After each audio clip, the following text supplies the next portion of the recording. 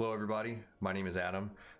Recently I showed my video of my Casio G-Shock Frogman on Twitch and everyone really enjoyed it. So I want to show you my Omega Speedmaster X-33 Generation 1. A lot of people wanted to see more of my watch collection, so I want to show it off.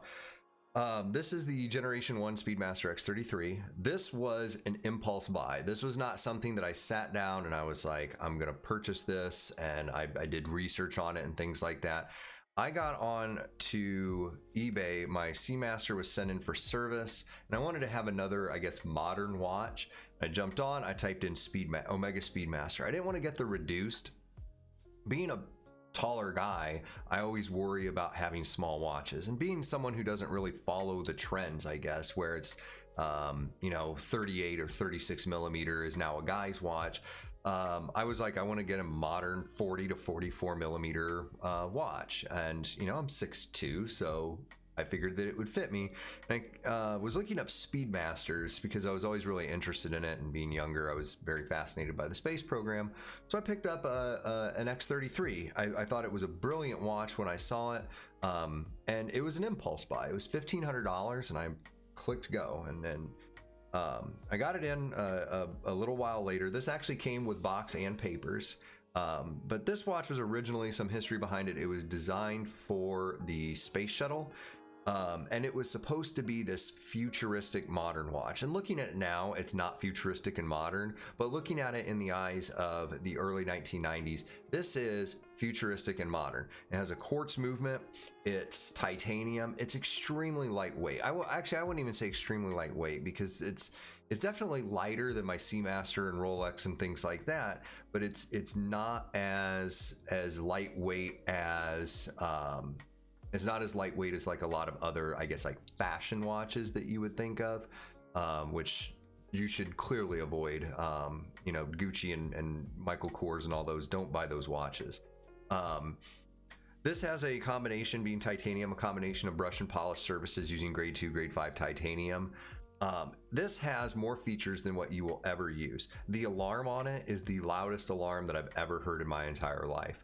A big function that I use all the time is the UTC function. I do a lot with amateur radio, and because you're talking over such long distances, you need to have a standardized time, and so we use UTC, so I use the UTC function.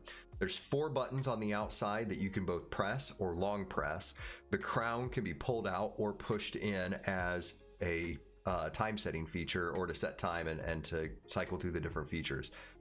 This watch, when I got it in, had never been serviced, and it hasn't been serviced since then. I've had it for around, I would say, 1.5 years now. It has never been serviced. That is pretty obvious. There's a lot of signs of wear and tear on the clasp. And then when I removed the bracelet in order to put it onto a NATO strap, which it looks beautiful on a NATO strap, by the way. When I removed the bracelet to put it on a NATO strap, there was a lot of rust kind of built up underneath of there. I tried to clean some of it off with a pipe cleaner. I didn't want to use anything super abrasive. But it's definitely showing signs of wear. The bezel does have some scratches on it. The bezel is polished, and it does have signs of scratches on it. The buttons are starting to show signs of wear because they're also highly polished. This is a good watch, but there's things that I think I would fix. Some of them have been fixed by Omega for future iterations. Some of them haven't. So for example, I would put solar charging on this. I understand that solar charging wasn't a thing back then, but even the modern ones don't have solar charging. I think it would be a brilliant feature to add to this. It would just add more to that kind of space theme of the X-33. This was changed, but the bezel is highly polished, and I think I would change that over to a black ceramic or a gray ceramic, which Omega did. And the new bezels, the new ceramic bezels, look amazing, and they work really well. The other thing is, I don't really understand the bezel on this. It has a dive bezel. It's graduated like a dive bezel with minutes going around the outer track.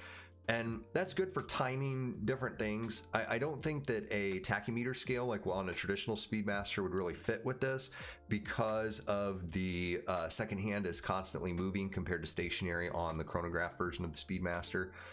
The chronograph on this is built in through the menus when you go down a couple layers.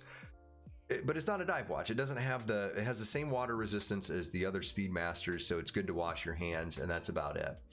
but I don't understand the bezel. I think that a GMT bezel or a GMT bezel with a GMT hand would have fit this a little bit better. I understand that then that would have taken away a feature in the menu in the form of the UTC function, but I still think it could have worked. Maybe tracking another time zone, tracking a second or third or fourth time zone would have worked out really well. With this, I think you can track 3 time zones.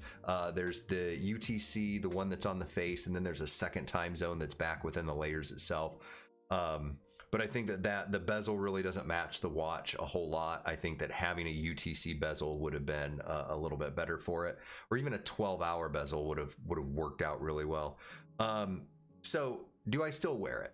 Yes, I think that this is a brilliant watch. Even though I have, 40 other watches, I think that this is still a brilliant watch. This is probably the only one that gets consistent wear. I wear it every Speedy Tuesday.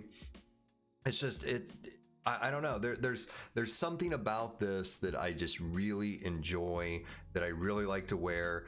It's not something that a lot of people notice. I've been to a couple watch meetups, and a lot of times people don't really see this, and it doesn't really pop out to them. It is a very, I guess, like atypical watch to see. Like, you go to watch meetups, you have the same people that all they wear are Submariners and Daytonas.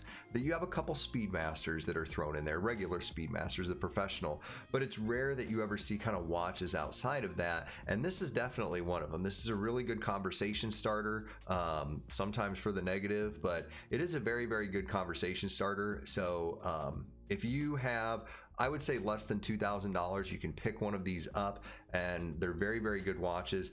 I don't see this being a watch for everybody. After I bought it, I did kind of have some buyer's remorse, but I think it's kind of grown on me over the time that I've had it, and I really enjoy wearing it. When the battery dies, yes, I will be sending it in to get a service. Yes, I know that Omega is going to be updating the movement in it from what's currently in it, and I'm perfectly fine with that. I'm not one of those people that has to have 100% original everything. I'm not a keeper of this watch. This is my watch. All right, I'm not trying to maintain this in mint condition so that I can put it in a museum one day. This is my watch. I wear it. I beat it up. So that's kind of all I had. Remember to hit the subscribe button, like the video, leave a comment if you want to leave a comment. But other than that, you have a wonderful day. Thank you.